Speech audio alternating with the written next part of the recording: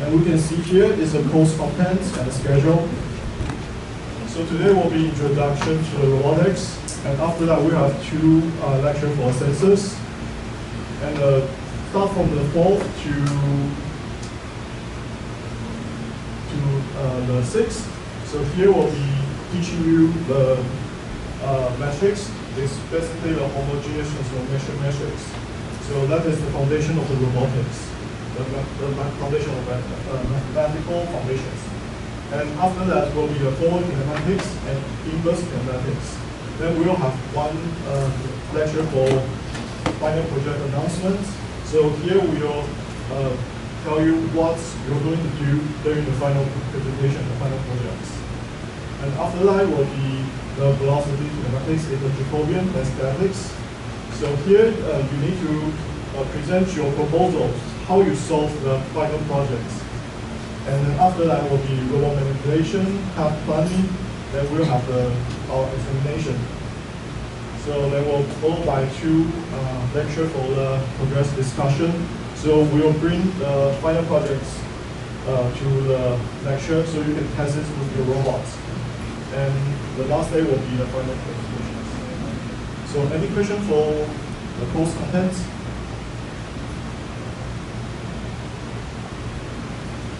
So do you have any questions? And we have a Facebook group to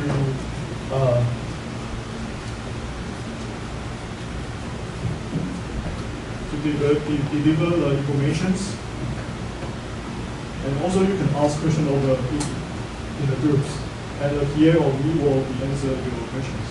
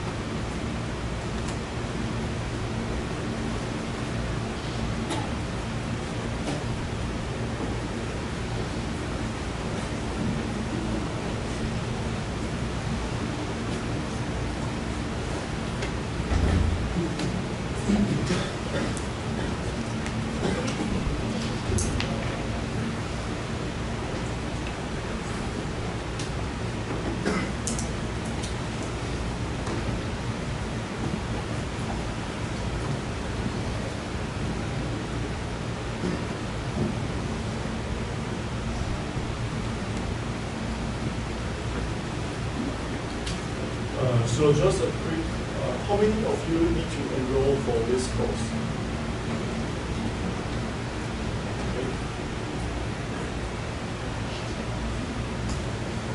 Okay, so maybe you can discuss during the breaks.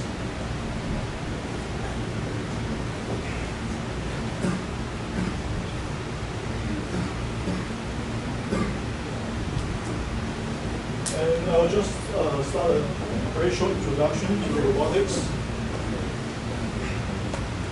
So what is a robot?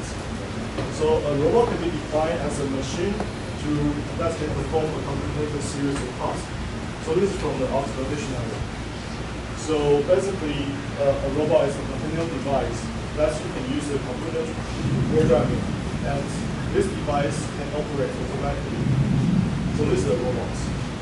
And for robotics, so it is the science and knowledge of the robots. And we'll have a very brief history of the robotics.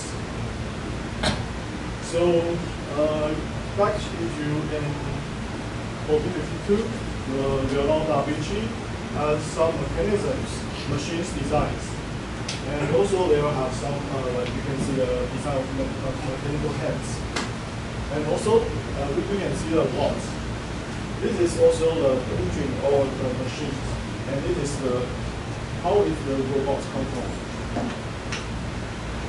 And the first one, why you call robots, is in the play, is from 1952. And I think this is a very famous 3 laws of the robots.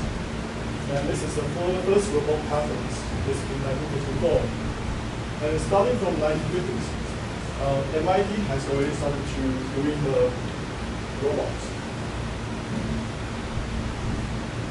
So a lot of developments have been made for robotics, and this is like in 1960, and also the Stewart platform. So this is a parallel mechanism, or we can say a parallel robot. It has 6 control rhythms. And this is the computer control of the mechanical arms. And it's with touch sensors. So the touch sensors, it has been like around 60 years. And this is a very famous, I think Stanford is on the next page. So Stanford University invented this robot arms. So this one is the Stanford arms. So this one is the very famous robotics arms. And also the closure pads, and you can see the Kawasaki, a very famous Japanese robotics in the classroom. And also we have the Star robots. And in Yaskawa engineering, it's the term of mechatronics actually emerged. So it's combine the mechanics and electronics, so it's become a mechatronics. And after that, we have like the humanoid, robot 1 and robot 2, and also another robotics arms. So from the 1976, this is the first soft grippers. So in the past, all the robots is like a rigid body, and this one, although it's still using the rigid elements, but this can have some soft qualities. And after that, we have from the I think it's CMU and MIT lab. So this is the founding lab of the Boston Dynamics, and NASA, and also some of the robotics heads.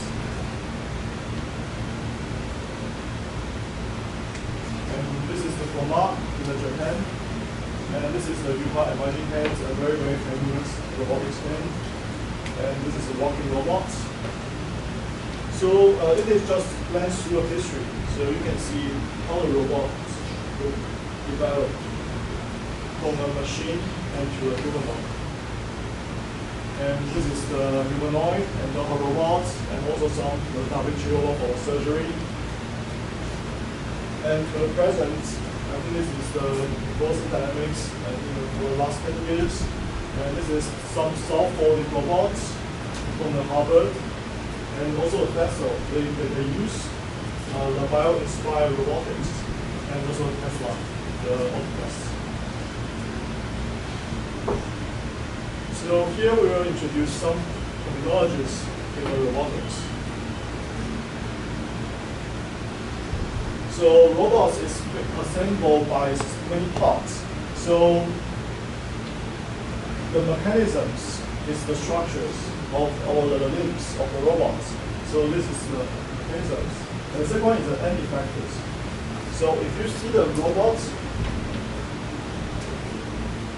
you have a base. And here will be a robot. And the last one, it may be a hand or tool, so this will be an end effector.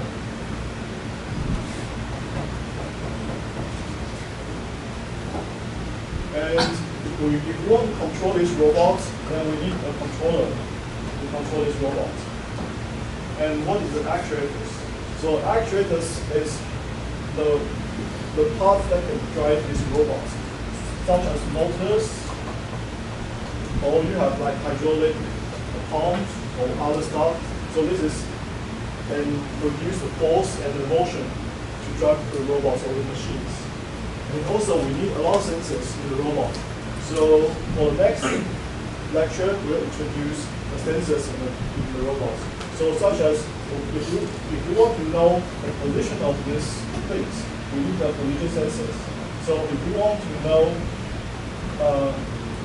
what is the force of the end effector, so then we need the force sensors or even the torque sensors in the joint. And also a programming interface. So this is how a robot is set up. So for a robot anatomy, so you have some manipulated consists of joints and links. So we can see this is a 6 degree of freedom robot. So it's a 6. So this is a link 0. Link 0 usually means the base. And here will be a link 1. Joint 1 is here, and joint 2 is over these directions, and joint 3, and after that is 4 by 6. So you can see here will be the link 1, link 2, and link 3. So a serial robot will have a link. So it's connected by a joint. And after that will be another link. So it's connected serially. So this is called a serial robot. So joints provide very few motions to the links, to two links. And the links are the regimentals between the joints. And various joint types, so we can have linear. So we know some of the joints is prismatics, and we have rotary, so it's something like rotational joints. You can think about this as a water. So each joint provides a degree of freedoms. So if you count in a serial robot, how many joints are there? There are. So there will be how many degree of freedoms. So most robots possess 5 or 6 degree of freedoms. So anyone knows that how many degree of freedoms is in our space? 6, right? So usually you can see most of them are 6 degree of freedoms robotic arms. So this can be in any place of configuration of in our environment. So the robot manipulators consists of 2 sections. It's the body and arms, and also the wrist. So the body and arm, so you can see our arms. If you see the industrial robotic arm,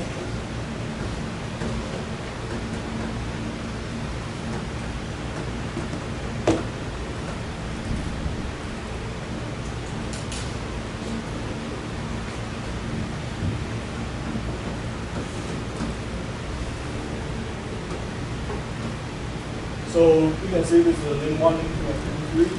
So here will be the arm. And after that, we'll have a wrist.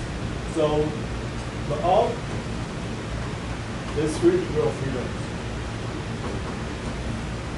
And wrist is also 3 degree of freedom. So totally, we have 6 degree of freedoms. So why it's designed like this? So for arm, we can know it.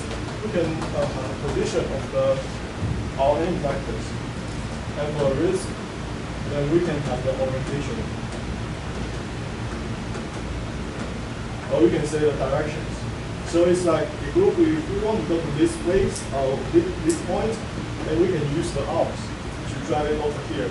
Then after that, we can use the wrist to aim to our aiming direction. So if we divide it into 2 parts, then it is easier for us to solve the mathematics. So the body and arm is positioning of the robot, and the wrist is to do the orientation of the organs. So this is some basic problem mechanisms. So basically, in our robotics, we usually use the 1 degree of freedom joint. So usually use the revolutes and the prismatics.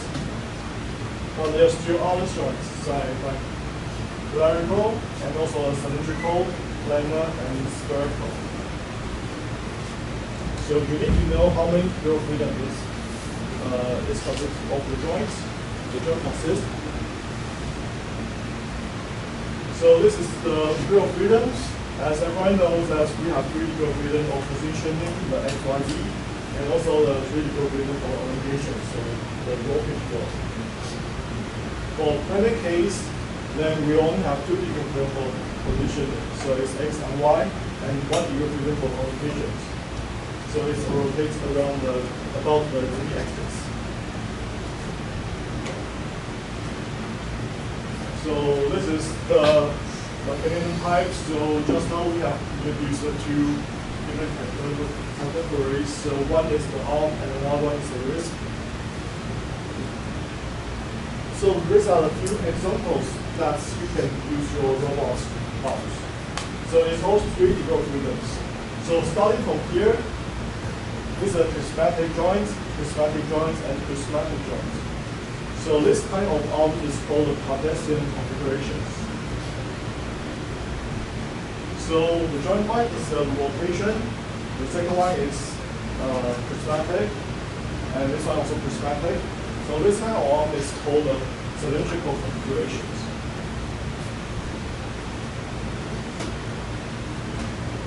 So the first one will be rotation, and after that it's a translation. The first one will be a rotation and translation. So this will be a polar configurations. And for the SCARA, it's rotation, and translation.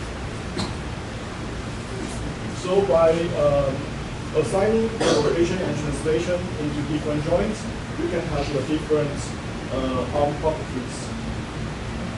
And the last one will be all rotations. So it's articulate configurations. So these are comparisons of all the arms, structure or arm design. So this is basically more three translation of three prismatic joints. And starting from here, the word here is have more rotational joints. So if you want to design a robot, you can you have your aim and objective, then you can choose which configuration is most suitable for your projects or for your design apps. And after that, you can attach the wrist at the end of the arms. So here, this is a wrist design of this example. So we'll have a 3 rotational joint. So this one is controlling the pitch, and this one controlling the goal, and this one controlling the goal. And here is attached to a mobile arm. So together with the arm and the wrist, you can form a robotics arms of these 6 degree of freedoms. And also, just how we have introduced the serial robots. So serial robot is you use the link, joint, link, joint, link. So connected serially. So it's just one line. But what is a parallel robot? So the difference between a serial and a parallel is the parallel robots have a closed loop. So we can see there are many closed loops for parallel robots. But in a serial robot, you can only find one open loop. So it's just a serial. So a parallel robot, if you connect it back to the base, then this will be a parallel. So you form a closed loop.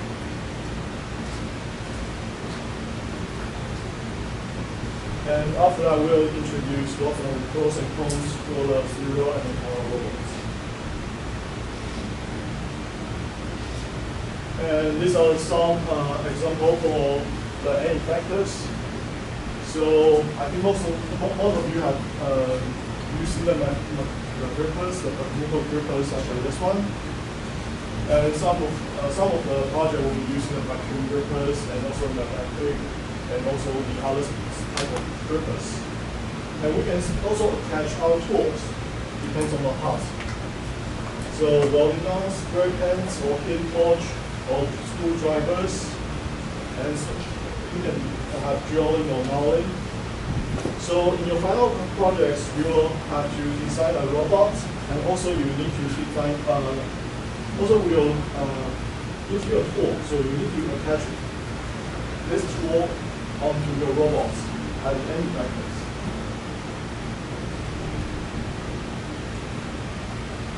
And this is a controller. So there are some different type of control. So this is limited sequence control, point-to-point control, and continuous path control. So in your final project, you need to design your robots and control it to finish the task. The task may be like placing 2 places, or you need to draw a line.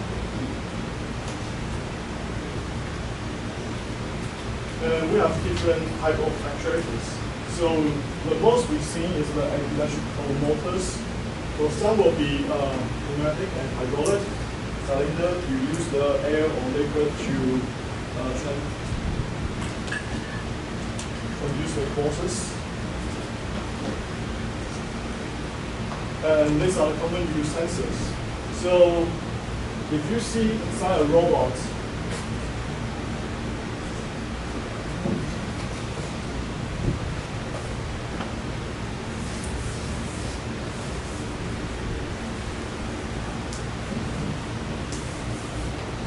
there will be 2 kinds of sensors. So inside this robot, it's like our human bodies. If I'm a robot, so if I want to reach these bubbles, then I need to know what's the position of my hands and what is the angular position of my elbow, so I can reach this bubble. So this will be the internal sensors, and the external sensors is that the robot knows the environment, such as our eyes and our tactile sensors, our skins. So this is the sensors robot interact within itself. And the external sensors is the robot interact with the environment. So you can have like some machine visions, tactile, or this is called proximity sensor, pressure sensors, navigations. So inside, we have Hawk sensors, acceleration sensors, and the encoders. So the encoder is help the robot to know its joint conditions. So for the mathematical modeling, the forward is divided into 2 kinds. It's forward kinematics and the inverse kinematics. So just now we have known that a robot is designed to have the links, joints, and links and joints. So we'll have to, we can have one is joint space. So in the joint space, is all the data of the joint. And what is the other one will be the task space. Or you can call it the component space. So here will be the X, Y, Z, and your locations. So for forward kinematics, it transfers the data, the joint space, to a task space. And for the inverse kinematics, it transfers the task space back to the joint space. So for example, if I'm going to have my elbow at 90 degrees, so what is the position of my hand? So this is the forward kinematic expressions. And for the inverse kinematics, is if I want to reach this top, so what is the angle of should my arms or elbows go? So this is with inverse kinematics. So as a geometry, we know that triangle will have 2 configurations. So this will be called elbow up, and the other will be called elbow down. So these are the 2 configurations. And this is all for today. It's just a very brief introduction for robotics. And our next lecture will be start. Our lecture will be start next week. So thank you. And I have a question regarding the authorization codes. Is it possible to get an authorization code for authorization, or should we write an email or just come from? you can come from after the class. Okay. We can decide. And Another thing is that we need to do the groupings.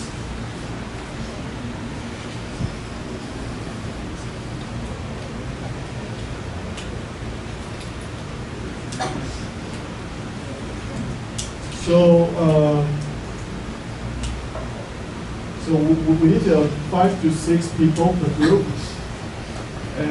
but still now I don't know what is our total number of the people joining this course.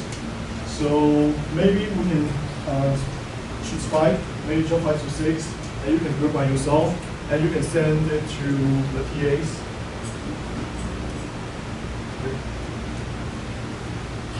So you can find your team members now, and if you haven't enrolled for this class, then you can come upstairs.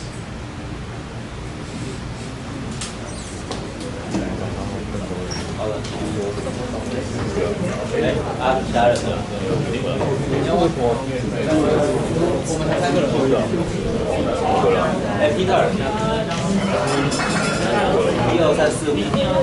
5，他还有